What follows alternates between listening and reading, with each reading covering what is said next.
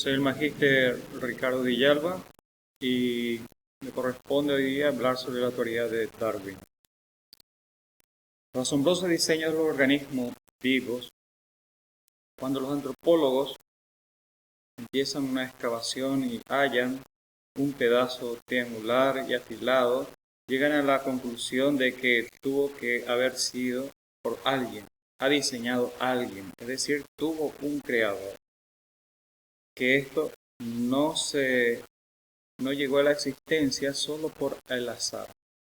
Pero cuando empiezan a hablar del ADN, por ejemplo, de un organismo vivo, suele abandonar esta lógica. No considera necesario a un diseñador. ¿Por qué? Porque inclusive lo más sencillo, como un organismo unicelular o un solo ADN en este caso, en su código genético hay mucho más complejidad que un pedazo de pedernal. Pero ellos ahí empiezan a dudar de que existe realmente un creador. Darwin, sin embargo, reconoció que necesitaba alguna fuerza diseñadora y vio el trabajo de la selección natural. Y dijo que está examinando diariamente y cada hora por todo el mundo las variaciones más ligeras y rechazando lo que son las malas, conservando y añadiendo todas las que son buenas. Y sin embargo, en este punto de vista fue perdiendo favor actualmente. Por eso, la teoría de la evolución se ha llamado generalmente selección natural, aunque es un término inclusive se puede decir muy vago. El término más correcto y precisión es teoría selectiva. La teoría de la evolución explica que los seres vivos no aparecen de la nada o porque sí, nada más. Darwin lanzó un libro llamado El origen de las especies que publicó en Inglaterra, y lo cierto es que la aparición de la teoría de la evolución se gestó mucho antes. Los historiadores situaron en este momento los viajes de Darwin que abordó en el Bagle, que era un bergantín británico, un explorador, y empezó su segunda misión. Añadió tripulación. Este joven era muy joven cuando su educación por la geología y la naturaleza, y así algunas cuestiones familiares le abrieron la puerta para su pasaje durante los viajes alrededor de todo el mundo, literalmente todo el mundo, que duraron 5 años. Actuó como un naturista, el concepto clásico que hoy día conocemos como biólogo. En este caso, recogiendo todo tipo de información para el imperio inglés y por sobre todo para su tripulación. Aquí podemos notar cuáles fueron las rutas que él tomó en sus viajes, y podemos ver inclusive que estuvo haciendo un pasaje por nuestro continente, ya por Lima, Río de Janeiro, Montevideo, y recorriendo teóricamente prácticamente todo el mundo. ¿Quién la propuso? Bueno, es obvio que en este punto el padre de la teoría de la evolución fue Charles Darwin, así como lo hemos podido comprobar hasta el momento. Pero la teoría no solo la debemos a él, mucho menos el estado actual mismo, sino también existe otro como Alfred Russel Wallace, que también es un naturista y un geógrafo, además de explorador. Él apareció con el mismo espíritu de Darwin y su posición fue más modesta que Charles Darwin.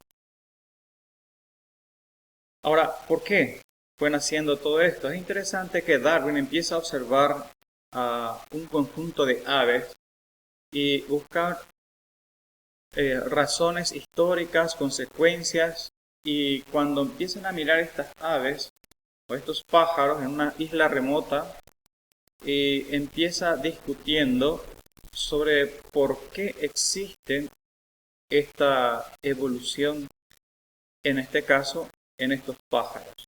Y luego fue mirando y observando otras criaturas más que hoy día podemos ver en sus publicaciones.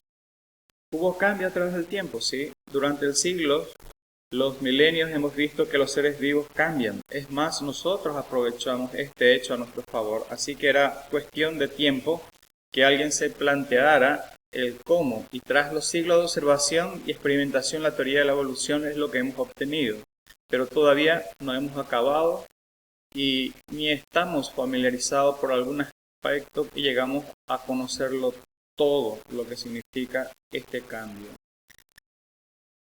Hay otro libro donde él habla acerca del origen de las especies. Para Darwin, la especie humana actual como el Homo sapiens no era una excepción, sino que también era una evolución por selección natural y sexual. Una teoría que en su día y hoy todavía sigue generando rechazo y polémica en ciertos grupos, especialmente en la religiosa.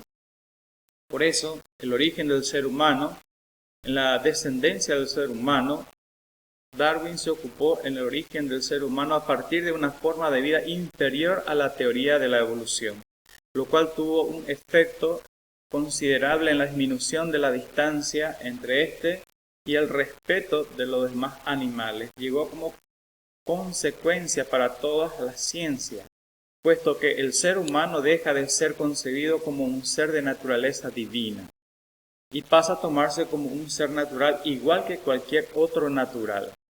Bueno, por supuesto, esto tuvo un rechazo total de todas las personas que hoy día nos llamamos cristianos. ¿Cuál fue su impacto? Fue reforzándose en otros ámbitos, como en el campo sociocultural en el siglo XIX, en el campo de la física en el siglo XX, pues con la democracia y la teoría de la relatividad efectivamente se fue debilitando esta relación Dios y verdad. ¿Por qué? Porque justamente entra la religión a tallar. De hecho, Darwin empieza a analizar la teoría y por sobre todo, al fin y al cabo en su libro, él dice que después la conclusión de todos sus trabajos da lugar a un ser divino, es decir, al Dios del Génesis, llámese el Todopoderoso, Yahvé, Jehová. Así que la teoría de la evolución es un conjunto de explicaciones desarrolladas científicamente acerca de cómo funciona el hecho conocido como evolución biológica, es decir, que la evolución biológica es un proceso observado en la realidad, incluso en el contexto experimental. Es interesante que él sigue diciendo que es un conjunto de ideas montadas para comprender un fenómeno natural, que al fin y al cabo deja de ser realmente lógico. Por otro lado, la teoría de la evolución tal como la entendemos hoy no puede ser desligada de investigaciones y de descubrimientos de Charles Darwin. Es decir, se toma como base de investigación. La comunidad científica, más allá de las propuestas de Darwin, aunque partiendo de ellas y sin negar sus elementos fundamentales y combinaciones de conocimiento con el mundo de la genética y en el campo de investigación, sigue siendo base de investigación para nosotros hoy en día, en nuestro tiempo. En su libro El origen de las especies, él propuso una nueva teoría de la evolución que sería conocido como el darwinismo, que poco a poco esta teoría iría cobrando más fuerza en sus escritos sucesivos y se vería que explicaba la evolución biológica a través de mecanismos naturales y la selección natural combinada con la selección natural. Y luego todo esto fue combinándose, pero con el tiempo llegó a perder fuerza.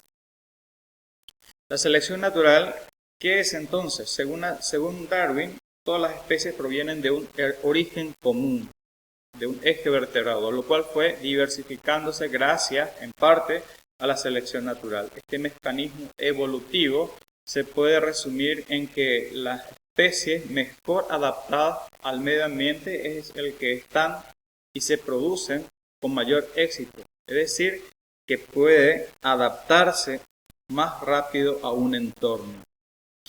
El neodarwinismo, a pesar de quitar divinidad en la creación y explicar un mecanismo básico por el cual las especies van cambiando y diversificándose con el paso del tiempo, Darwin desconocía el término que hoy conocemos como la variedad genética, totalmente desconocido para él. y tampoco conocía la existencia de los genes. Así que si él tenía esto en su mano, quizás hoy día cambiaría por completo lo que lanzaba como teoría. Por otro lado, existía un impacto social sobre sus teorías. El mayor problema que tuvo Darwin fue persuadir la figura de la mano de Dios. Es decir, el primer choque que existía era la existencia de un Dios todopoderoso, el Dios del Génesis, el creador de todo esto, de lo que hoy día conocemos, la existencia de un Dios, el que creó al ser humano, el que creó la luz, el que creó la oscuridad, el que creó todo lo que hoy día vemos y existe a nuestro alrededor y lo conocemos como cristianos, el Dios de Génesis. Así que él, analizando un poquito todas estas cuestiones y dando un resumen, hizo una secuencia del ADN. Espero que le haya sido de utilidad. Muchísimas gracias.